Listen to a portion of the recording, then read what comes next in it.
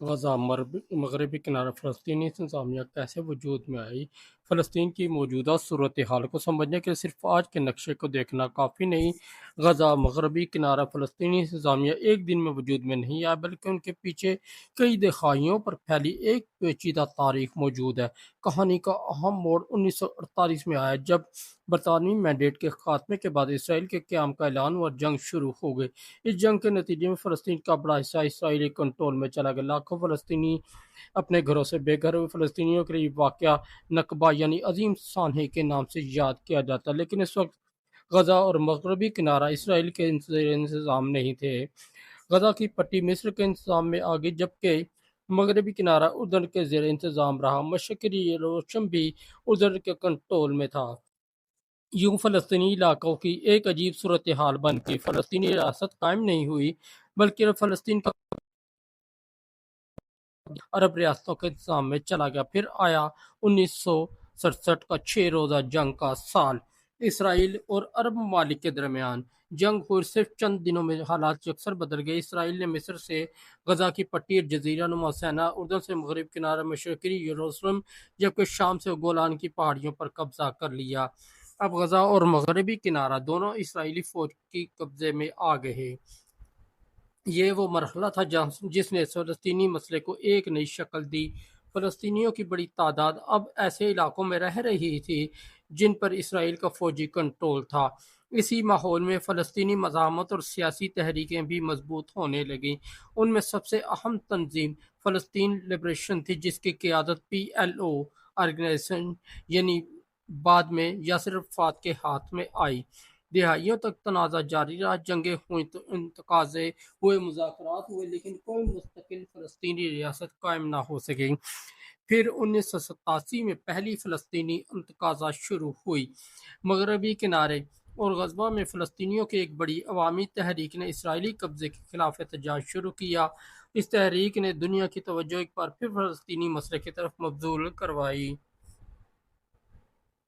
اسی دور میں ایک اہم سیاسی تبدیلی بھی آئی۔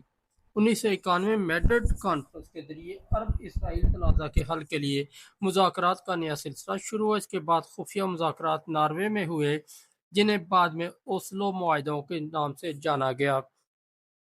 1993 کے درمیان PLO اور اسرائیل کے درمیان ایک تاریخی معاہدہ ہوا۔ یہ معاہدہ اس لیے اہم تھا کہ دونوں فریقوں نے پہلی مرتبہ ایک دوسرے کو سیاسی طور پر تسلیم کیا اور فلسطینی علاقوں میں محدود خود حکمرانی کا راستہ کھولا۔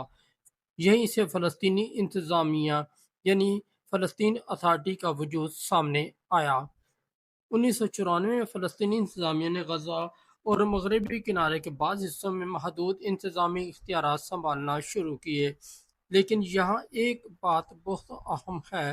فلسطینی انتظامیہ مکمل فلسطینی ریاست نہیں تھی۔ اس کے پاس ایک آزاد ملک جیسی مکمل خود مختاری نہیں تھی۔ دفاع، سرحدوں، فضائی حدود اور بہت سے اہم معاملات میں اسرائیل کا کردار برقرار رہا۔ مغربی کنارے میں بھی مختلف علاقوں کو الگ الگ انتظامی اور سیکورٹی حیثیت دی گئی۔ یوں فلسطینی انتظامیہ کو ایک عبوری حکومت یا محدود خود حکمرانی کے ادارے کے طور پر سمجھا جا سکتا ہے۔ لیکن تاریخ ابھی ختم نہیں ہوئی تھی۔ 1990 کی دہائی کے آخر تک امن کا عمل دوسری مشکلات کا شکار ہو گیا۔ فلسطینی انتفاضہ شروع ہوئی، اسرائیل اور فلسطینی گروہوں کے درمیان دوبارہ شدید لڑائی ہوئی۔ اس کے بعد حالات مزید پیچیدہ ہو گئے۔ پھر فلسطینی سیاست میں ایک بڑا اختلاف سامنے آیا۔ سن 2006 میں حماس نے فلسطینی انتخابات میں کامیابی حاصل کی۔ اس کے بعد فلسطینی سیاسی نظام میں شدید کشمکش پیدا ہوئی۔ سن 2007 میں حماس نے غزہ کی پٹی میں اپنا کنٹرول قائم کر لیا، جبکہ فلسطینی صدر محمود عباس کی قیادت میں فلسطینی انتظامیہ کا عملی کنٹرول زیادہ تر مغربی کنارے تک محدود ہو گیا۔ یوں فلسطینی علاقوں میں ایک غیر معمولی سیاسی تقسیم پیدا ہوئی۔ غزہ میں حماس کا عملی اقتدار قائم ہو گیا، جبکہ مغربی کنارے میں فلسطینی انتظامیہ کا انتظام جاری رہا۔ یہ تقسیم آج تک فلسطینی سیاست کا ایک بنیادی مسئلہ ہے۔ غزہ ایک چھوٹا سا ساحلی علاقہ ہے جہاں 2007 کے بعد बड़ी तादाद में फ़लस्तीनी आबाद हैं। इसराइल और मिस्र ने गज़ा की आमद और रफ्त सरहदों पर मुख्तलिफ पाबंदियाँ आयद कीं, जबकि इसराइल ने गज़ा की फ़िज़ाई और समुद्री हदूद पर भी सख्त कंट्रोल बरकरार रखा। इसी दौरान हमास इसराइल के दरमियान मुतअद्दिद जंगें और शदीद झड़पें हुईं। दूसरी तरफ मगरबी किनारा जोग्राफियाई तौर पर गज़ा से अलग हो गया। मगरबी किनारे में फ़लस्तीनी इंतज़ामिया बाद इलाकों में शहरी इंतज़ाम चलाती है, लेकिन पूरे मगरबी किनारे पर इसका मुकम्मल इख्तियार नहीं। इलाके की इंतज़ामी तकसीम में इसराइली फ़ौजी मौजूदगी और इसराइली बस्तियों ने सूरत हाल को मज़ीद पेचीदा बना दिया। यहाँ एक और अहम बात समझना ज़रूरी है, फ़लस्तीनी इंतज़ामिया और फ़लस्तीन एक ही चीज़ नहीं हैं।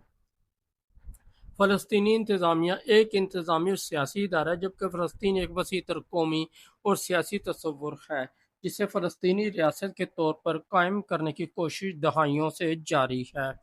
फ़लस्तीनी क़यादत ने 1988 में फ़लस्तीनी रियासत के क़याम का ऐलान किया और बाद में बरसों के बाद दुनिया के बहुत से ममालिक ने फ़लस्तीन को रियासत के तौर पर तस्लीम भी किया।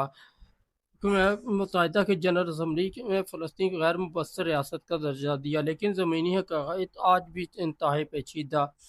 गज़ा और मगरबी किनारा जोग्राफियाई तौर पर एक दूसरे से अलग हैं। गज़ा में एक अरसे तक हमास का अमली कंट्रोल रहा, जबकि मगरबी किनारे के बाद इसमें फ़लस्तीनी इंतज़ामिया काम करती रही। इसराइल भी दोनों इलाकों के मुख्तलिफ हिस्सों पर मुख्तलिफ नौइयत का कंट्रोल रखता रहा, और यही वो मुकाम है जहाँ फ़लस्तीन का मसला सिर्फ एक सरहदी तनाज़ा नहीं रहता। ये सवाल बन जाता है कि एक दिन फ़लस्तीनी रियासत की सरहदें कहाँ होंगी, यरूशलेम का क्या मुकाम होगा, गज़ा और मगरबी किनारे को एक दूसरे से कैसे जोड़ा जाएगा, इसराइली बस्तियां कहाँ तक रहेंगी, फ़लस्तीनी पनाह गज़ीनों का मसला कैसे हल होगा, और सबसे बढ़कर यह कि फ़लस्तीनियों को मुकम्मल खुद मुख्तारी कब और कैसे हासिल होगी। 1948 में फ़लस्तीनी सरजमीन की तकसीम और 1967 बेदखली से शुरू होने वाली दास्तान, 1987 तकाज़ा, 1993 के कब्ज़े, 1994 में फ़लस्तीनी इंतज़ामिया, ओस्लो मुआहदा, 2007 की फ़लस्तीनी सियासी तकसीम के क़याम से गुज़रती हुई आज तक पहुँच चुकी। इस पूरी तारीख़ को समझने के बाद एक बात वाज़ेह हो जाती है, गज़ा सिर्फ एक शहर नहीं, मगरबी किनारा सिर्फ एक जोग्राफियाई इलाका नहीं, और फ़लस्तीनी इंतज़ामिया सिर्फ एक हुकूमत नहीं। ये सब फ़लस्तीन की एक तवील और दर्दनाक सियासी तारीख के मुख्तलिफ हिस्से हैं, और शायद फ़लस्तीन की कहानी का सबसे बड़ा सवाल आज भी वही है, क्या एक दिन गज़ा और मगरबी किनारा एक मुकम्मल खुद मुख्तार फ़लस्तीनी रियासत का हिस्सा बन सकेंगे? इस सवाल का जवाब अभी तारीख के अगले सफ़हात में लिखा बाकी है।